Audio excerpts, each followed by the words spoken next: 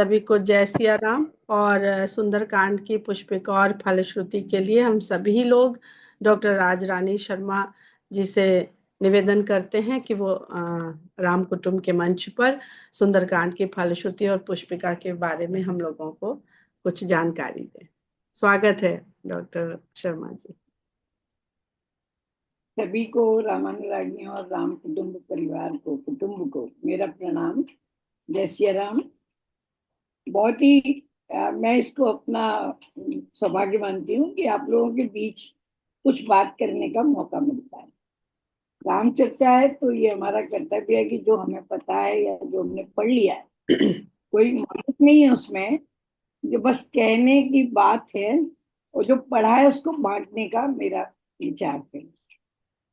जैसे कि आप लोगों का उत्साह है सुनने का, ये बहुत बड़ी बात है। केवल जिज्ञासा भर से हमारे सभी पाप ताप समाप्त होते हैं जो आपके पास है। अगर हम सुंदरकांड की बात करें तो हमने मंगलाचरण जब की बात की थी तो सब बात की थी कि सुंदर नाम क्यों रखा है, और ये बहुत प्रचलित शब्द हैं कि सुंदर क्यों रखा है। अब जब हम सुंदरकांड पढ़ते हैं, और यही एक ऐसा कांड है 700 पानों में जो हम बार बार आवृत्ति पूर्वक पढ़ते हैं, और तुलसी ने सब प्रयास इसको 60 दोहों में लिखा। जबकि मैंने बताया था पिछली बार आपको कि वाल्मीकि जी ने इसको 68 सर्ग में लिखा है, और जो 38 दोहे तक की कथा केवल वाल्मीकि जी ने ली है, और 68 सर्ग लिखे हैं। तुलसी ने ये तुलसीदास जी ने, मैं उनको तुलसी ही कहती हूँ हमेशा, तुलसी ने उनको हमेशा सागर निग्रह तक ले गए उस कथा को, और 60 दोहों में लिखा। शायद उनके मन में ये संकल्पना होगी, शायद, मैं कह रही हूँ, मैं उनकी रचना प्रक्रिया से क्या ही कहूँ, अंतर प्रज्ञा नहीं है मेरे पास इतनी, कि उन्होंने इसको इतना सुसीमित क्यों किया। इसलिए किया कि हम इसको मंत्राभिषिक्त बना सके और बार बार इसको पाठ कर सकें। इसीलिए आप देखती हैं कि मैं अपनी बात ही कहूँ तो मतलब बहुत पढ़ती हूँ मैं सुंदरकांड, अब नियम नहीं बताऊंगी। तो मैंने उसको, उसमें एक ऊर्जा है, उस ऊर्जा को हम एक छोटे बाश में बांधना चाहते हैं। केवल यहाँ से अपनी बात शुरू करती हूँ।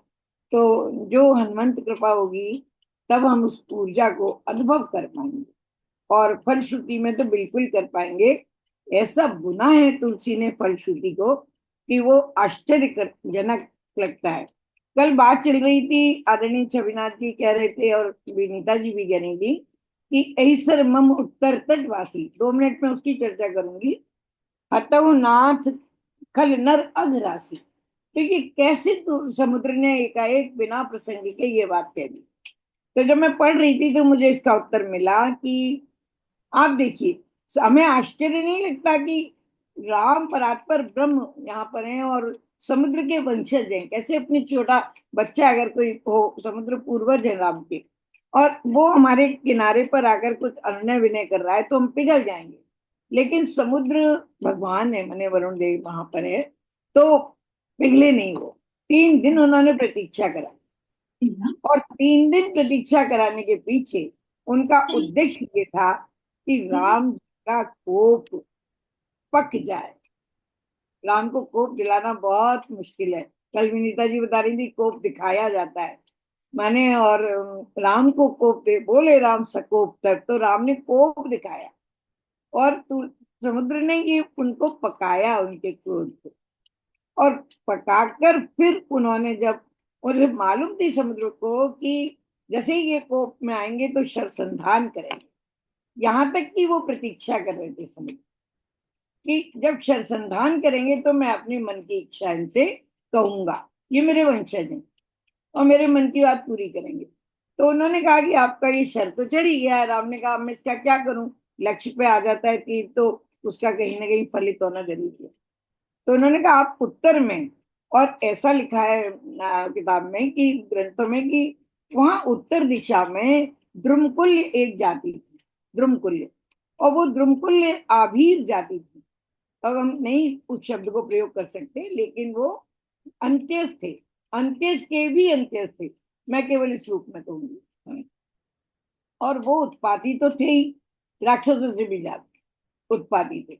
समुद्र ये नहीं चाहते थे कि मेरे जल का कोई इस तरह दुरुपयोग करे, मेरे रत्नों का या मेरी संपदा का बहुत सताते थे। तो राम से उन्होंने अनुनय की कि आप इस तीर को वहां छोड़ दीजिए। ये तो 3 दिन का सारांश है।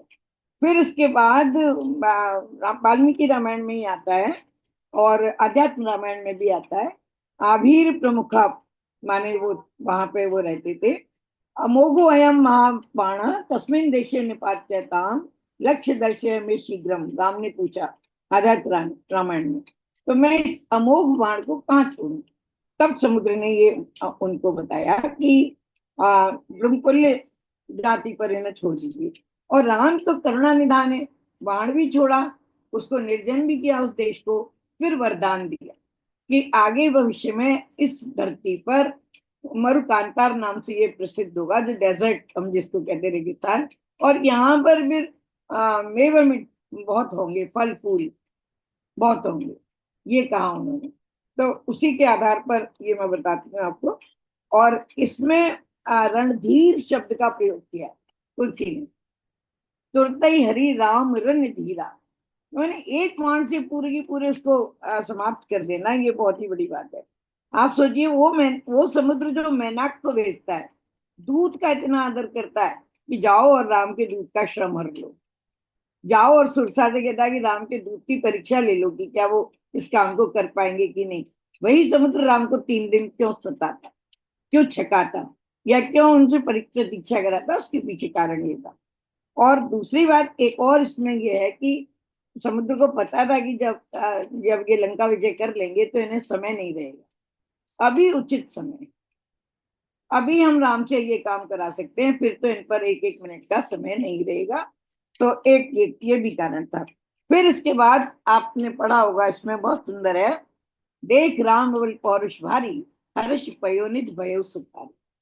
और वंशज का प्रताप देखकर उसे बहुत आनंद आया। फिर सकल चरित्र कह प्रभु ही सुनावा, फिर उसने अपने मन की पीड़ा कही समुद्र ने। सकल चरित्र, तो ये जानबूझकर सकल चरित्र सुनाए कि लौटने पर आप पर समय नहीं रहेगा, विजय जब करके लंका विजय पाएंगे। और फिर यहाँ पर उन्होंने बहुत सुंदर उपसंगार हरिगीतिका से किया। अब मैं फलश्रुति पर आती हूँ, अपनी बात कहती हूँ। तो ये हमारा थोड़ा सा आपको ये हुआ। अब आप देखिए, इसमें लिखा है निज भवन गवन्यु सिंह, हरिगीत का छंद है ये। और जैसा कि मैंने बताया था पहले आपको, तुलसी पत्र की तरह तुलसी का नाम हर छंद में पड़ा हुआ। तो जैसे तुलसी से सब चीज पवित्र हो जाती है, अर्घ अर्घ्य बन जाती है, भगवान का नैवेद्य बन जाती है तुलसी पढ़ते ही। तो ये छंद नैवेद्य हैं प्रभु के, वाणी के नैवेद्य हैं। तो दूसरी बात उन्होंने कहा निज भवन। अब समुद्र का भवन तो समुद्र ही होना चाहिए, अगर हम एम्बॉडीमेंट ऑफ जल उसे मानते हैं तो, वाटर वाटर मानते हैं तो। अब लेकिन वो कहते हैं नहीं, वो किसी और भवन में गया। तो ये रहस्य है अभी इसमें, निज भवन गवने सिंधु श्री रघुपति यह मत भायो, क्योंकि वो उन्हें क्लू दे गया कि आप कैसे सागर पार जा सकते। ये पहले आपने पढ़ाई है नल नील, उसको रिपीट नहीं करूंगी। तो ये राम जी को ये बात बहुत अच्छी लगी। और ये छंद भी जानने लायक है। यह चरित कलिमल हर, और ये चरित जो पूरा चरित है, सुंदरकांड के 2 भाग हैं। माने एक में आधे में हनुमान जी का चरित्र है और आधे में सागर निग्रह की कथा, राम जी का चरित्र, 2 भाग हैं। तो इस प्रकार अभी इसका बताऊंगी मैं आपको। तो अगर वो कहते हैं कि बाद में वो तुलसी कहते हैं, यह चरित कलिमल हर जथामत दास तुलसी गायो। अब ये उस बात का उत्तर है कि वाल्मीकि ने 68 सर्ग में लिखा और तुलसी ने 60 दोहों में लिखा। वो कहते हैं जो प्रसंग है वो तो बहुत व्यापक है, जो प्रसंग है वो तो बहुत दिव्य है, भव्य है। और वास्तव में जब आप वाल्मीकि रामायण पढ़ेंगी तो उस विराटता का अनुभव होगा जो हमारे हनुमान तत्व ने वो वहां पर किया, एक एक शब्द में बहुत विराट है, बहुत विराट। तुलसी ने इसको सायास 60, अभी बताऊंगी आपको 60 ही दोहे क्यों लिए। तो विशेष बात ये है इसमें कि ये जो चरित्र है वो भगवान को क्यों अच्छा लगा, क्योंकि ये कलमल हर है। देखिए कितना सामासिक शब्द है, कल के पापों को हरण करने वाला। पहले तो मैं ये बता रही थी जथामति गायऊ, तुलसी एक्सेप्ट करते हैं, कन्फेस करते हैं, स्वीकारोक्ति है कि मैंने तो अपनी मति के अनुसार गा दिया है, वरना ये प्रसंग तो बहुत ही दिव्य है, भव्य है। एक तो ये, और दूसरी बात की गायऊ कहा है। आप देखिए, तुलसी हमेशा ये नहीं कहती कि मैंने कही, नहीं, मैंने गाई, क्योंकि लिखी तो पहले शंकर ने है। रच महेश निज मानस राका, बाईस समय शिवासन भाका। तो वो तो लिखी शंकर जी की है, मैं तो केवल गा रहा हूँ, भाषाबद्ध कर रहा हूँ और गा रहा हूँ। कथा तो पहले ही लिखी जा चुकी है, ये इसलिए इसमें ये भाव है। फिर अब इसमें देखिए, नीचे की जो पंक्ति है छंद की, ये भी फलश्रुति में ही आती है। सुख भवन संशय समन दवन विषाद रघुपति गुणगना। भगवान के गुणों के जो समूह हैं, वो किस प्रकार से इसमें तीन फल दिए गए हैं, वो चारों युगों के फल हैं। जो राम कथा है वो चतुर्युग की फल देने वाली है, चारों युगों में फल देने वाली है। कैसे? कलिमल हर, तो ये कलयुग का फल हो गया, माने कली के पापों को हरने वाली है, कलयुग का फल कहा गया है इसमें। और मंगल करण कलमल हरण तुलसी कथा रघुनाथ की पहले ही कहा है उन्होंने बालकांड में। फिर त्रेता में कर्म फल प्रधान होता है, सब विधि त्रेता सुख कर धर्मा। तो फिर यहाँ पर सुख भवन जो शब्द है वो त्रेता के लिए था, सुख भवन। कलमल हर, यह चरित कलमल हर जथामति। फिर यहाँ पर तीन शब्द हैं, आप देख लीजिए। सुख भवन त्रेता का फल है, संशय शमन ये ज्ञान का फल है, ज्ञान से हमारे संशय का नाश होता है, संशय शमन। और ज्ञान सतयुग का धर्म, ज्ञान जो है वो सतयुग का धर्म है, प्रतियुग सब जोगी विज्ञानी। ये तुलसी ने लिखा है कि, और नीता जी बार बार इसको बताती हैं कि तीनों हर धर्म के तीनों युगों का क्या क्या, चारों युगों का धर्म है। तो ये है। और विषाद का नाश, विषाद कहाँ था? द्वापर में सबसे ज्यादा विषाद। द्वापर में अर्जुन को हुआ, द्रौपदी को हुआ, कुंती को हुआ, किसी को वहां विषाद नहीं है, बहुत सारे विषाद हैं वहां। तो ये प्रभु की पूजा का फल है। और द्वापर का जो प्रमुख गुण है, विनीता जी भी कहती हैं इसको, वो पूजा है ना। तो ये विषाद का नाश ये द्वापर का फल है। यानी एक लाइन में, एक पंक्ति में चारों को समेट देना, ये तप के प्रभाव के बिना नहीं होता। जो मैं पहले भी कह चुकी, अरबों उन्होंने जब किया तब लेखनी उठाई और ये हमें प्रसाद प्रदान किया। ये ऐसे ही नहीं है, हम ऐसे सोचते हैं, हम तो सोचते हैं रॉ में आ गया, स्पॉन्टेनियस फ्लो है और वो लिखे जा रहे हैं। नहीं नहीं नहीं, उन्होंने बहुत सायास, और ये शारदा माने सरस्वती जी ने किया है। अब जो अंदर भरा होगा ना, वो अब माँ जब खाना बनाती है तो पता नहीं उंगलियों में ही जो स्वाद होता है वो कहीं नहीं दिखता, लेकिन ऐसे ही ये स्वाद, ये आस्वाद है रस का। देखिए चारों युगों का एक पंक्ति में ये छंद बहुत अद्भुत है। और सुख भवन संशय समन दवन विषाद, विषाद को दबाने वाला। और रघुपति गुण गना, रघुपति के जो गुणों के समूह हैं वो इस प्रकार के। फिर आप देखिए कि चारों युगों का फल मैंने आपको बताया। अब इसमें तीन आवृत्तियां और हैं। तीन आवृत्तियां क्या हैं? कि तीन आवृत्तियां हैं। कलयुग का धर्म है गायन, कलयुग में गाया जाता है। मद भक्ता यत्र गायन्ते तत्र तिष्ठामि नारद, भगवान कहते हैं ये गायन प्रथम आवृत्ति है ज्ञानी के लिए।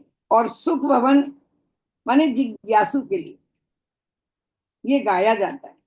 अब ये चारों प्रकार के भक्तों की आप देखिए यहाँ पर, ये उसके लिए है। और आर्त के लिए विषाद दमन है, जो दुखी हैं वो उनको विषाद होता है, उसके लिए विषाद दमन है। अर्थार्थी के लिए जो किसी प्रयोजन से करते हैं, किसी प्रयोजन के लिए करते हैं, वो अर्थार्थी कहलाते हैं। तो उनको सुमंगल की आकांक्षा रहती है, सकल सुमंगल। देखिए विशेषण ऐसे ही नहीं है कि तुलसी के पास फालतू पड़ा था, उन्होंने कहा यहाँ पे एक जड़ देता हूं, नहीं नहीं, ऐसा सोचेंगे तो पाप हो जाएगा हमसे। माने वो जड़ियां हैं, गढ़ियां हैं, लेकिन वो बहुत सोद्देश्य अर्थ सिद्ध करके उसमें लगाते हैं। सकल सुमंगल, कुछ बचेगा ही नहीं। सुमंगल, अब मंगल इतना प्यारा शब्द है, इतना कल्याणकारक शब्द है, उसमें भी सु लगाने की आवश्यकता है उनको भी। तो जो श्रेयस और प्रेयस का मर्म है, श्रेयस कहते हैं जो लोकोत्तर हमारी सिद्धि होती है, और प्रेयस कहते हैं जो लौकिक सिद्धियां होती हैं, लौकिक जो हम प्राप्त करते हैं। श्रेयस प्रेयस दोनों को मिला दें फिर प्राप्त हो, वो सुमंगल। तो सकल सुमंगल दायक ये अर्थार्थी के लिए ये लाइन। फिर चारों भक्त, ये जो जिज्ञासु, ज्ञानी, अर्थार्थी और आर्थ, ये चारों मोक्ष की कामना नहीं करते। ये चारों ही भक्त मोक्ष नहीं चाहिए। जिज्ञासु को ज्ञान चाहिए, और ज्ञान माने ज्ञानी मिल गया उनको, और आर्थ के लिए उनको अपना वो चाहिए, अर्थार्थी के लिए अपनी कामना की पूर्ति चाहिए। तो ये जो भक्त है ये मोक्ष नहीं चाहते, लेकिन जो मुमुक्षु हैं, जो मोक्ष की इच्छा रखते हैं, उनके लिए भी इसमें कुछ है। जो पांचवें प्रकार के भक्त हैं, तो उनके लिए है कि तज सकल आस भरोस गावई। जिस गीता जी में हम बात करते हैं, अन्यास चिंतयन्तो माम ये जना पर्युपास के, जो अनन्य भक्त हैं, जो दूसरी तरफ देखते ही नहीं है, संसार उनके लिए शून्य है। तज सकल आस भरोस गावें, और तुलसी की अनन्य भक्ति सबसे कीमती एक चीज है जो उनके पास है, अनन्य भक्ति, तैल धारवत और अनन्य। तो वो कहते हैं कि सकल आस भरोस, ये जो है मैंने आपको तीन आवृत्तियां बताई। तो जो प्रथम आवृत्ति है वो गायन है, द्वितीय आवृत्ति है वो भवसिंधु पार करना, यानी केवल वो मुमुक्षुओं के लिए द्वितीय आवृत्ति है कि वो भव सिंधु पार हो जाएगा। अद्भुत है इसकी फलश्रुति। और बालकांड में हमने पढ़ा, नाम लेत भव सिंधु सुखाई। नाम महाराज की कितनी बड़ी उन्होंने साधना की है, मैंने वर्णन किया है नाम के। किसी ग्रंथ में आपको नाम का इतना वर्णन नहीं मिलेगा जितना मानस में मिलेगा। तो ये नाम के लिए बताया है। फिर ये जो तृतीय आवृत्ति है वो उन्होंने बताई है कि केवल गाए और सुने, गावही सुने संतत सठ मन। केवल गाने और सुनने के लिए जो मन है वो कैसे काबू में आएगा, अनन्य भक्ति कैसे होगी, निरंतर गाने और सुनने से होगी। तो ये उन्होंने कहा है सादर सुने। सादर, सादर बड़ा ही एक रहस्यात्मक शब्द है मानस का। सादर माने प्रेम, सादर माने आदर, सादर माने आदर सहित, आदर की बहुत सारी बातें माने, पति पत्नी भी एक दूसरे से सादर बात करते हैं, माता पिता से भी करते हैं, जो तात में है संश्लिष्टात्मकता, वही सादर में। सादर माने प्रेम भी है, श्रद्धा भी है, और कृपा भी है, और अनुग्रह भी है, सब है सादर। और माने लगन भी है सादर शब्द। तो वो बार बार कहते हैं, तुलसी का बड़ा प्रिय शब्द है सादर। तो वो कहते हैं कि आस भरोस गावे सुनई संतत सठ मन। ये यहाँ दूसरे दोहे में उन्होंने सादर का, सादर सुनाई देता नहीं भव अंतिम दोहे में। तो इस प्रकार से मैंने बताया आपको चारों भक्तों के लिए फल और तीनों आवृत्ति। उसने है मन को छठ कहने का भाव ये है, वो अपने मन को बार बार संत छठ कहता है। छठ कहते हैं वज्र मूर्ख, जिसको नीति, अगर आपने नीति श्लोक पढ़े होंगे तो उसमें आता है कि सिक्का से भी हम तेल निकाल सकते हैं, लेकिन वज्र मूर्ख को नहीं समझा सकते। तो संत जो है वो अपने को वज्र मूर्ख समझते, वो कहते हैं हमारा मन जो शठ है, शठ है।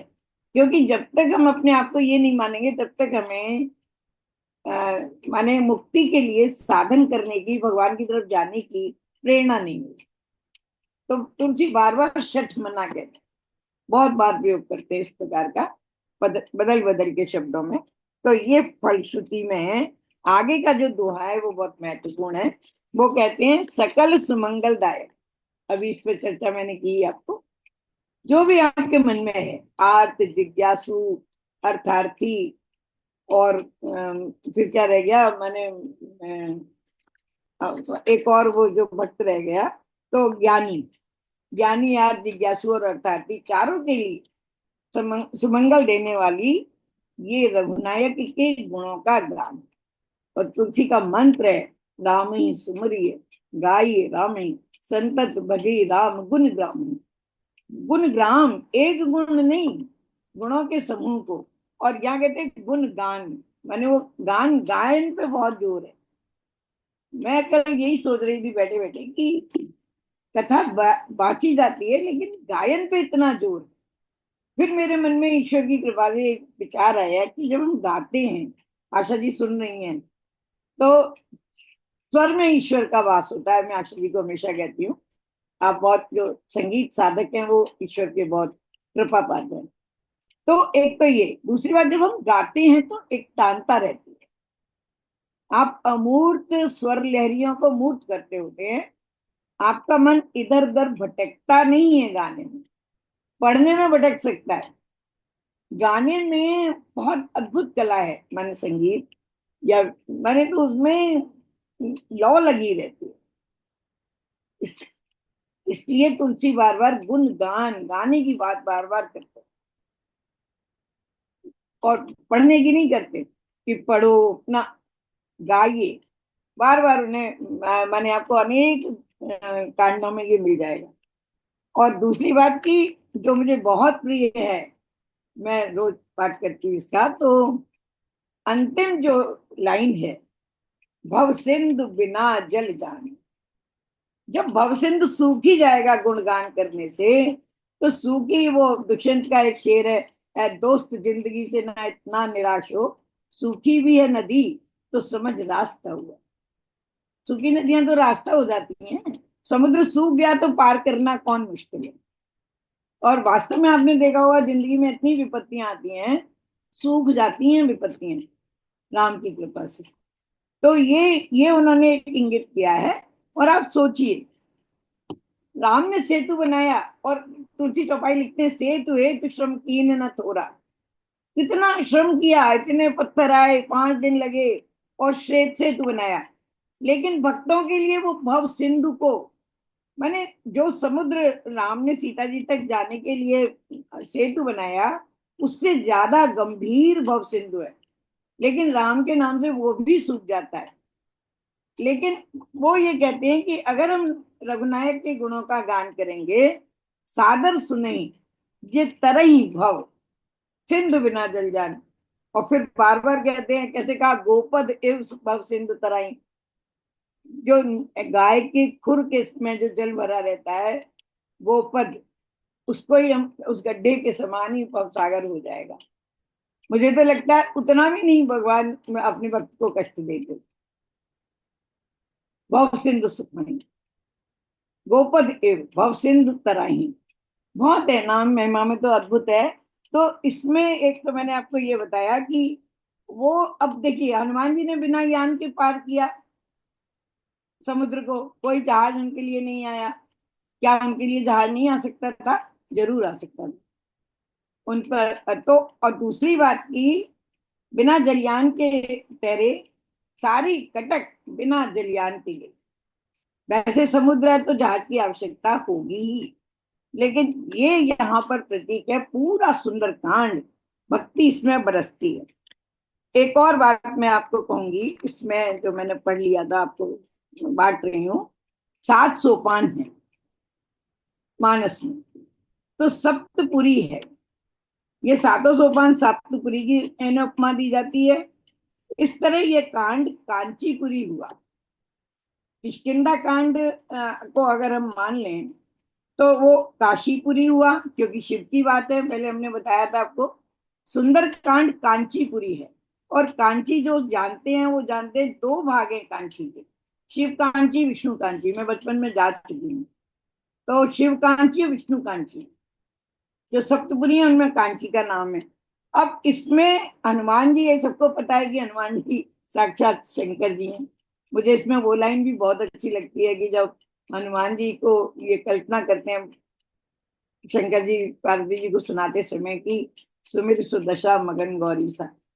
जब उन्हें मन में आया कथा सुनाते सुनाते कि कैसे भगवान ने हनुमान के ऊपर अपना हाथ रखा और भगवान हनुमान शंकर जी उसमें फ्लैशबैक में चले गए। और फिर उन्होंने 2 दंड तक, माने जब राम कथा तुम पार्वती जी ने प्रारंभ में पूछी तो 2 दंड तक उन्होंने ध्यान में लग गए। अब कोई प्रश्न पूछे और 2 दंड तक में ध्यान में ही कोई व्यक्ति चला जाए तो वो जो श्रोता है वो कहेगा भाई कब तक प्रतीक्षा करें, ये तो ध्यान में ही बैठे हैं। पुनि मन बाहिर की, मगन ध्यान रस दंड जुग, पुनि मन बाहर की, ऐसे शंकर जी हैं। तो वो यहाँ पर जब हनुमान जी को राम जी वरदान देते हैं और अल्पायनी भक्ति मांगते हैं तो वो जब हाथ रखते हैं उनके मस्तक पे, क्योंकि सीता जी ने उन्हें सुत कह दिया है, विनीता जी इतना सुंदर बता चुकी हैं आपको। तो ये जो है 30 दोहे शिव कांची के हैं और 30 दोहे विष्णु कांची के। मैंने बताया 2 भाग हैं इसमें, एक में हनुमान कथा है, दूसरे में राम कथा। ठीक है। तो यहाँ पर ये चरित्र शिव विष्णु भेद से, शिव और विष्णु दोनों का चरित्र है ये, सुंदरकांड से बड़ा समन्वय नहीं है कहीं। ऐसे ही नहीं इसकी महिमा जगत में व्याप्त है कि ये हमारी सारी कामनाओं को पूरा कर देता है वगैरह वगैरह। तो विष्णु कांची के 30 दोहे हैं। हालांकि मैंने अभी बाइफर्केशन नहीं किया और इसको बहुत गंभीरता से मैं पढ़ूंगी जरूर कि कहाँ तक शिव कांची और कहाँ तक विष्णु कांची है। तो जो हनुमत चरित्र है वो शिव कांची है और जो बाद के 30 दोहे हैं रामचरित के वो विष्णु कांची के हैं। देखिए कांची है सप्तपुरी में, और सुंदरकांड में भुशुंडी जी ने 12 प्रसंग कहे भुशुंडी रामायण में, और सब कांडों से ज्यादा सुंदरकांड के प्रसंग भुशुंडी जी ने कहे। तो ये भी एक अद्भुत है। और ये वाल्मीकि और आध्यात्म में तो सीता शोधन तक ही आता है, लेकिन यहाँ पर ये कथा आगे जाती है तो इसमें सागर निग्रह तक की कथा है। इसलिए कि शायद तुलसी लंका कांड को केवल युद्ध तक रखना चाहते और सेतु बंध से प्रारंभ करके। अब इसमें सुंदरकांड उत्तर और दक्षिण ध्रुव के दो दो हैं, उत्तर और दक्षिण ध्रुव। उत्तर में सुमेरु पर्वत है, हम सब जानते हैं, और दक्षिण के 3 पर्वत हैं त्रिकूट, सुबेल सुंदर और नील। लंका में 3 पर्वत, गिर त्रिकूट ऊपर लंका। तो ये 3 पर्वत हैं यहाँ पर, और इसके एक के आधार पर सुंदरकांड नाम पड़ा है, और हनुमान जी को सुमेरु कहा जाता है, ऐसा भी माना जाता है। मैंने बताया ना कांचीपुरी के 2 विभाग हो ही गए, और शिवजी रचित कथा यहीं तक होगी। शिवजी ने ये जो कथा रची है वो यहीं तक रहेगी। मानस में भी यही हुआ, मानस में भी माने इसलिए यहाँ तक कथा कही गई है, सागर निग्रह तक। और फिर ये विशेष बात एक और कि जो बालकांड में, ओ सॉरी, इसका जो मंगलाचरण है उसमें 3 श्लोक हैं, अद्भुत है वो। ये मैंने कल ही पढ़ा कि आप बताइए कि पहली जो स्तुति है, शांतम शाश्वतम अप्रमेयम अनघम, ये श्री राम जी की स्तुति है। दूसरी नान्या रघुपते हृदय स्मदीये, ये विभीषण की स्तुति है। क्योंकि जो भक्तिम प्रेयछ रघुपुंगव निर्भराम्बे, निर्भरा भक्ति कौन मांग रहा है? 2 लोग मांग रहे हैं, हनुमान जी और विभीषण। इन दोनों को निर्भरा माने अनुपायनी भक्ति मिली है, तो ये विभीषण जी की स्तुति है।